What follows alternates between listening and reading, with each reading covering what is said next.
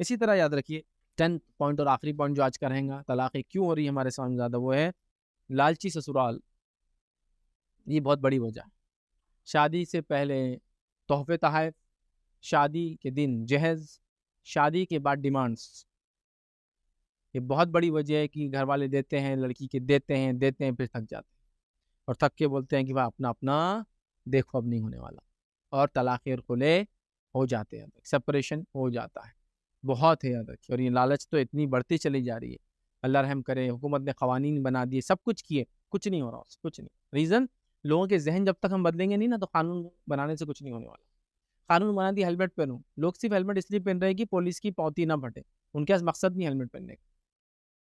کسی کو بول جائے یہاں 100 کلومیٹر پولیس نہیں، تو آپ دیکھیے پھر کیسا گاڑی چلائیں گے. مطلب خود سے تربیت یافتہ اگر لوگ ہوں تو ایک الگ بات ہے، اور جب خود سے انسان تربیت یافتہ ہوتا ہے، اس کی مثال ایسی ہے، وہ ہیلمٹ اس لیے نہیں پہنیں گا کہ پولیس والا پکڑیں گا، ہیلمٹ اس لیے پہنیں گا کہ سیفٹی کے اگینسٹ. سمجھ رہے ہیں بات؟ اور بہت امپورٹنٹ، یہ تربیت کا پارٹ ہونا چاہیے. فورسفلی بھی آپ کروا سکتے ہیں، لیکن اس کا کوئی مزہ نہیں.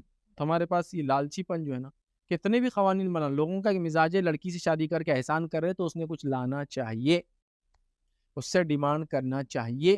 ہم تو ان سے کم لے رہے، تمہارے سے غریب باپ ہونے کے باوجود بھی تمہارے باپ سے اس نے اتنا دیا. ہم تو اچھے لوگ ہیں کہ اتنا لیے، صرف انہیں 10 تو لے لیا، ہم تو 5 ہی ڈیمانڈ کر رہے ہیں. اس نے تو فلاں بھی کیا، ہم تو یہ بھی کر رہے ہیں. اور ایک دم کامن ہے، گاڑی، 2 ویلر، گھر، بنگلہ، کار، ہر آدمی اپنی حیثیت سے خرچ کر رہا. کار، جہیز، جوڑا گھوڑا، وقتاً فوقتاً تحفے، تحائف، رسومات، کھانے پینے، این نمبر.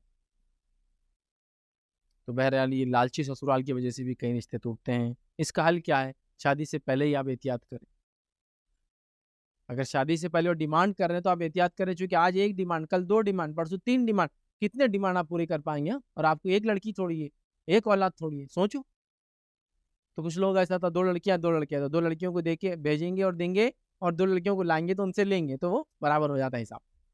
تو کوشش کرتے ہو اور مالدار لوگوں سے شادی کریں، مطلب اپنی بہویں لائے مالدار، تاکہ ان سے زیادہ لیں اور صرف بہووں کو.